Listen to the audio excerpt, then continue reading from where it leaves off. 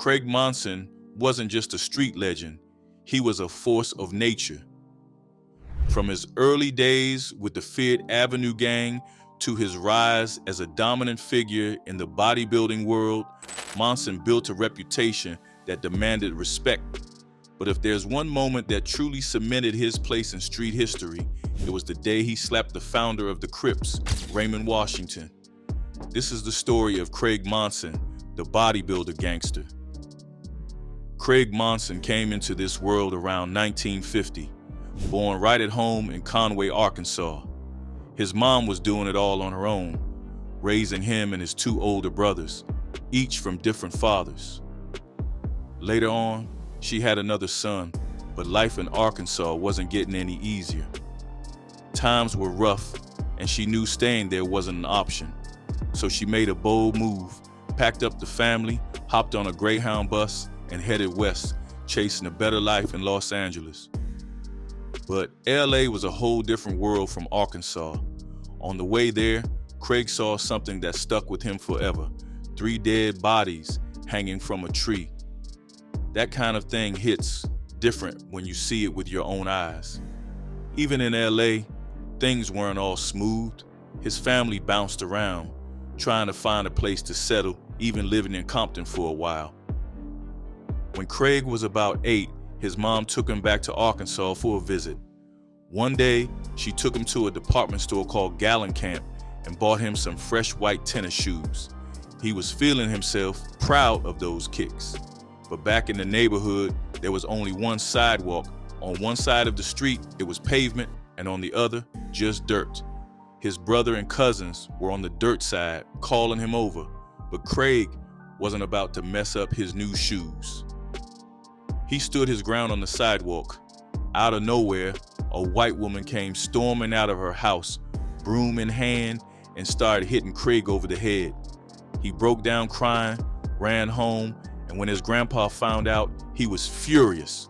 But he wasn't mad at Craig. He was mad at his older brother for not standing up for him. And his grandpa, he was a big man. When he put his hands on you, you felt it. That was the last time Craig ever stepped foot in Arkansas. His mom tried to get him to visit over the years, but he wasn't hearing it. That chapter of his life was closed for good. Craig's mom eventually tied the knot with her boyfriend, making him Craig's stepdad. Not long after, the family packed up and moved to 83rd and Hooper, deep on the east side of South Central. Craig was just 13 at the time, but he didn't waste any time settling in.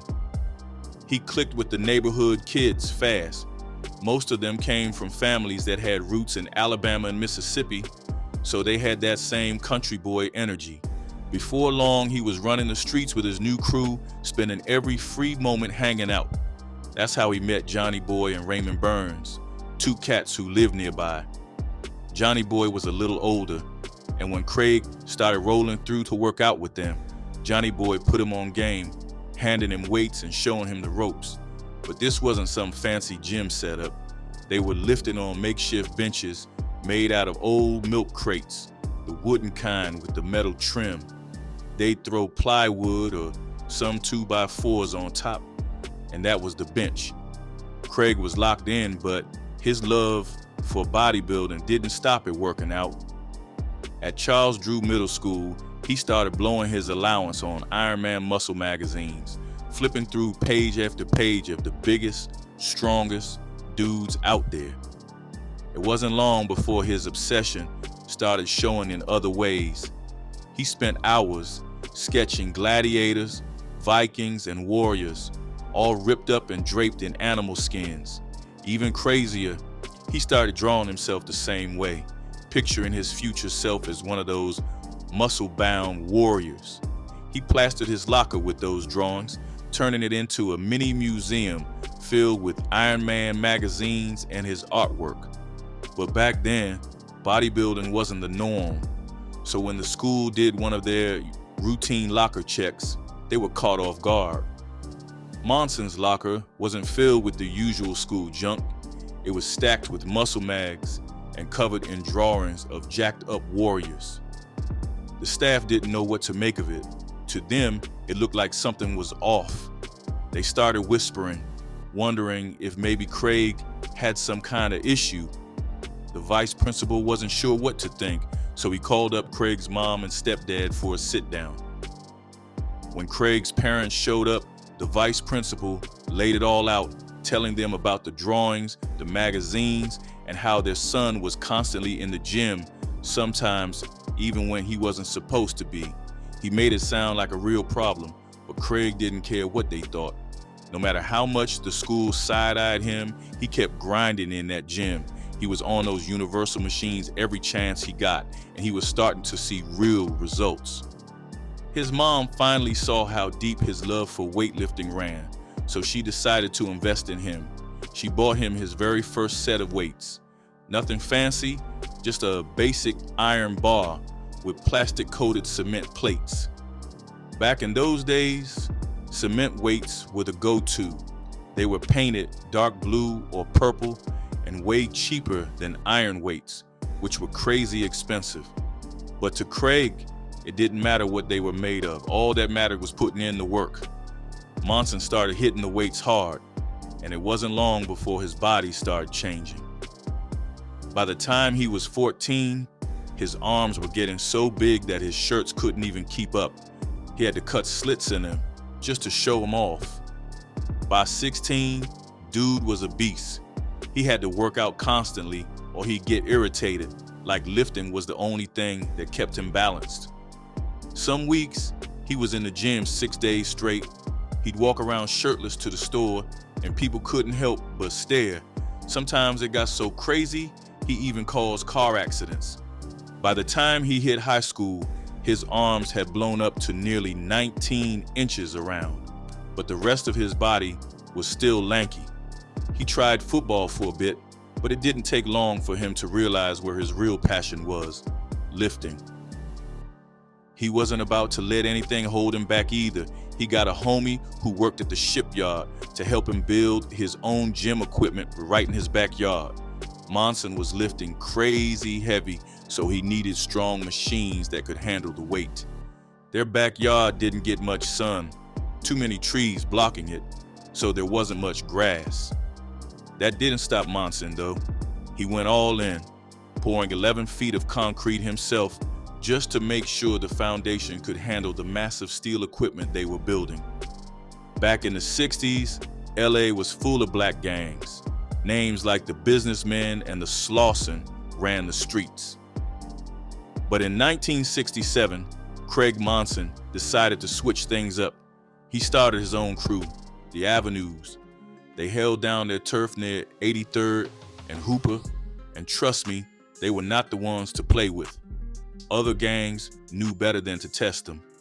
One thing about the Avenues, everybody was built. These dudes hit the weights hard, so if a fight popped off, it didn't last long, just a couple of punches, and it was a wrap.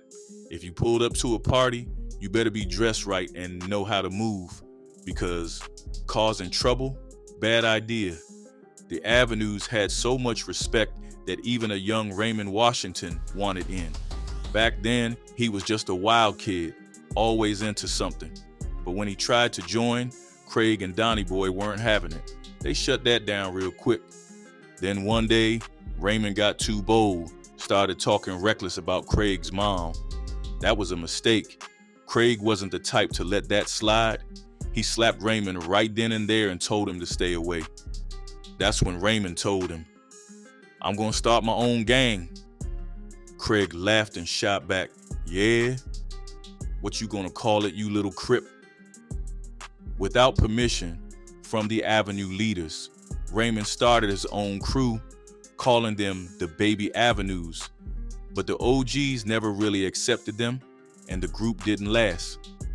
A few years later, though, Raymond took that energy and, along with Tookie Williams, built something way bigger, the Crips. What started as a small crew turned into one of the most well-known and most notorious gangs in the country. A few years down the line, Monson had grown into a full-blown bodybuilder, making a name for himself in competitions all over LA. His physique was turning heads, and his reputation was growing fast. But fame wasn't the only thing coming his way. Trouble found him too. He got caught up in some drama, landed in prison, and had to do his time. Not long after getting out, things took a wild turn. One night, he caught a burglar inside his mom's house, a situation straight out of a nightmare. This wasn't just any intruder either. The dude had just gotten out of jail for breaking into someone's home, and here he was breaking into Monson's. Armed with a hammer, he was ready for a fight. They went at it. Monson took a hit, but he wasn't going down like that. He wrestled the hammer away and ended up killing the intruder. He claimed self-defense, but the court saw it differently. The verdict? Manslaughter. And just like that, Monson was sent to San Quentin. When he finally got out, he was a changed man. He got his cosmetology license, cleaned up his life, and poured everything into bodybuilding. Now, if you know bodybuilding history, you know about Muscle Beach in Santa Monica. It's where the fitness movement kicked off back in 1934. People used to gather there, watching gymnasts flip and swing on high bars and rings set up near the pier. Fast forward 18 years, and Venice Beach got its own version, Muscle Beach, Venice. That's where the Pit was built, a legendary gym packed with weightlifting machines and enough free weights to sculpt champions. Monson became a regular, and people couldn't take their eyes off him. Then he started pushing his limits. First, benching 585 pounds for reps like it was nothing. Then moving on to 200-pound dumbbells. Every lift, every set, he was putting on a show. One day, a man stood in the background watching. Nothing special about him, just an average-looking guy, blending into the shadows near a taco stand. When Monson finished his workout, the man walked up and introduced himself as Paco Arce. Arce asked if Monson was still competing.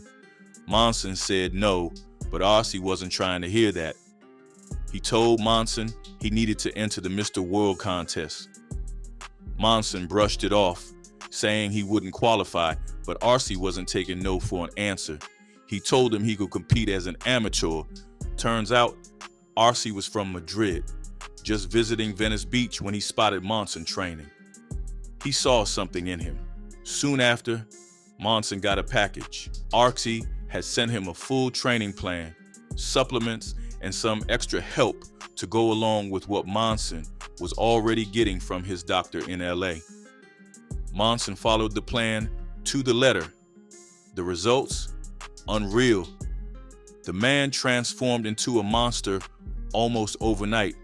He was living in the gym, putting in work at City Gym in LA, growing bigger by the day.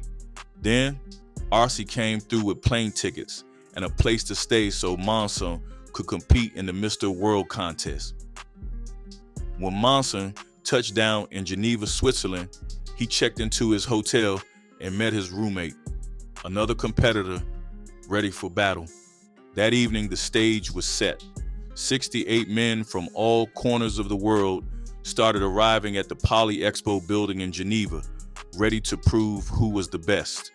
The bodybuilding contest kicked off, and everybody was flexing, showing off what they had. But when Monson stepped up, it was different. Dude was a giant, 272 pounds of pure muscle, a full 42 pounds heavier than the next biggest guy in the room. He knew how to use his size too. Every step he took on that wooden floor echoed through the place. You could feel the weight of his presence. Some people in the crowd recognized him from Venice Beach, and they started calling out his name, except they had a little twist to it. Monson, Monson, they chanted. When it came down to it, the judges picked their top 5, and Monson made the cut. The crowd erupted when his name was called, way louder than for anyone else. It was clear who the real favorite was. But then the mood flipped. When the judges announced the placements, Monson was hit with a shock. 5th place. And to make it worse, they gave 1st place to his own hotel roommate. The crowd wasn't having it. Boos filled the room, people stomped their feet, and some even rushed toward the stage, furious at the decision. Meanwhile, Paco Arce, Monson's sponsor, was sitting in the front row in his best outfit, just laughing at the whole scene like he already knew what was up. Monson didn't just stand there and take it though. He stepped up to the edge of the stage and started hitting poses for the crowd, letting them see just how massive he really was. They went crazy. The judges tried to get things under control, but it was too late. The people had spoken. To calm things down, they gave Monson the People's Choice Award, but still stuck him in 5th place on their rankings. After the contest wrapped up, Monson was the main event. He sat at a table signing photos, and the fans couldn't get enough. He sold every last picture he had, and even when the ushers started flicking the lights to get folks to leave, people still crowded around him. When it was finally time to leave, the energy didn't die down. The kids on the buses were hanging out the windows, shouting his name. Monson rode back with a trophy, a box of candy, and a feeling like he had truly experienced Europe. A few months later, he found out his hotel roommate, the same guy who somehow snagged 1st place, had been training at Sergey Nubret's gym. And Nubret, he wasn't just some random coach. He was a bodybuilding legend, a former Mr. Olympia runner-up, and one of the sponsors of Mr. World. Suddenly, it all clicked. Winning wasn't just about size or strength. It was about having the look the judges were after. When Monson got back to the US, he was hit with a surprise, one he never saw coming. The DJ from the Swiss contest reached out to him, but this time the invitation was even bigger. He wanted Monson to compete in a show in London called Night of the Crystal, held in the Midlands. And the best part, they were covering everything: flights, hotels, the whole deal. Monson didn't know a thing about London, not even where it was on a map. But that didn't matter. He was hyped just to be a part of it, so he said yes on the spot. When he landed at the airport, reality hit different. Huge posters of him were everywhere, plastered across the walls like he was a superstar. They read, "First time in London, Craig Monson competing at the Night of the Crystal," and some even called him bigger than the Hulk. He grabbed his tickets, hopped on a flight to London's Heathrow Airport, and made his way to the show. And when he got there, the place was packed to the walls. As he stepped onto the stage, they blasted that legendary music from the 10 Commandments, setting the mood like he was a king about to claim his throne. Monson had planned his routine to perfection, and when the music hit, he locked into every pose like he was sculpted from stone. The crowd lost their minds. Then, as he wrapped up, he strutted to the edge of the stage, took a deep breath, and let out this deep, earth-shaking growl like a lion staking his territory. The roar was so powerful that the contest sponsor swore he could feel Monson's breath hitting him from 4 rows back. Monson had always been all business, serious, intense, straight to the point, but his boy John Brown, a Mr. Universe winner, gave him some advice that stuck. Be a showman, let the crowd see you having fun. That wasn't really Monson's vibe. He came from the streets. Polite and charming weren't exactly in his playbook, but he listened, and that small shift in attitude changed everything for him on that London stage. Then came the 80s, and Monson's name was everywhere. He was living that larger-than-life Hollywood dream. Limos, Mercedes-Benzes, VIP parties. He wasn't just in the scene, he was the scene, rubbing shoulders with celebrities and turning heads at every club. He once said, "Everybody wants to be seen with the big man." And he wasn't lying. People flocked to him, rolling in his fancy cars and partying all night. But with that lifestyle came the dangers of the era. And in the 80s, nothing was more dangerous than crack. Back then, powder crack was for the rich. High-end, expensive, a status symbol. But when crack hit the streets, everything changed. It was cheaper, stronger, and spread through Black and Latino neighborhoods like wildfire, leaving destruction in its wake. But here's the thing. Crack didn't care about race or status. Whether it was powder in mansions or crack in the projects, it was wrecking lives across the board. And Monson, he got caught up in it. New friends, new habits. Before he knew it, he was deep in the game. The substances took over and bodybuilding fell to the side. For 6 years, he barely touched a weight. Depression hit hard, and the man who once dominated the stage was nowhere to be found. But Monson knew he couldn't go out like that. He had to take control, so he checked himself into rehab in LA. It cost him a fortune, but it saved his life, and he finally got clean. By 1996, at 46 years old, Monson stepped back into the gym. The road back wasn't easy. Years of substance abuse had stripped him of his muscle, his strength, everything he once built. But it was time to rebuild. Monson wanted nothing to do with the Hollywood scene, so he picked up a job at a local club called Dublin's, just a few blocks from the gym. He hadn't touched weights in a long time, but he still kept himself in shape with push-ups and other bodyweight exercises at home. 3 weeks into training, his muscles started bouncing back like they never left. To test himself, his boy Pete helped him load up the bar with 315 pounds. Crazy, considering Monson used to hit that weight just to train his triceps. His training partner started counting: 46, 47, 48, 49, 50. Monson had just cranked out 50 reps like it was light work. Pete counted every single one, but even he had to double check, like his eyes were playing tricks on him. Word spread fast. Pete went straight to Dublin's and told the other security guards what he'd just seen, but they weren't buying it. They laughed it off. No way that was possible. So Pete pulled up to the gym with all 16 security guards ready to see for themselves.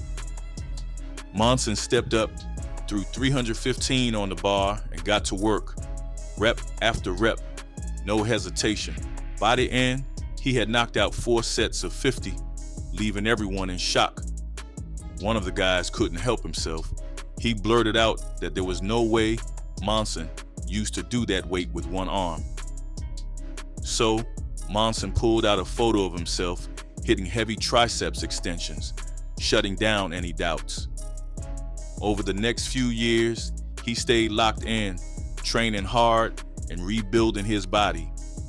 By 2003, he started using growth hormones to push his size and strength even further, and it worked. He was back to his old self.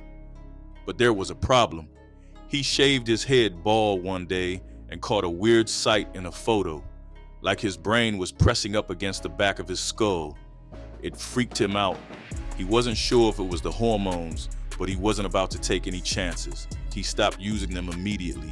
Fast forward to late 2016, and he found himself in the hospital getting his gallbladder removed. He couldn't train, lost a lot of muscle, and his skin even started sagging. However, a few months later, his doctor finally gave him the green light to start moving again. Light stretching, small weights. It was slow at first, but Monson stayed with it, pushing a little more each time. Before long, he was back. Strength, size, everything. Monson has served his time and is now focused on telling his story. He's working on a book about his life, and a documentary is in the works too. What are your thoughts on this story? Appreciate you watching. If you enjoyed the video, hit that like button and make sure to subscribe for more.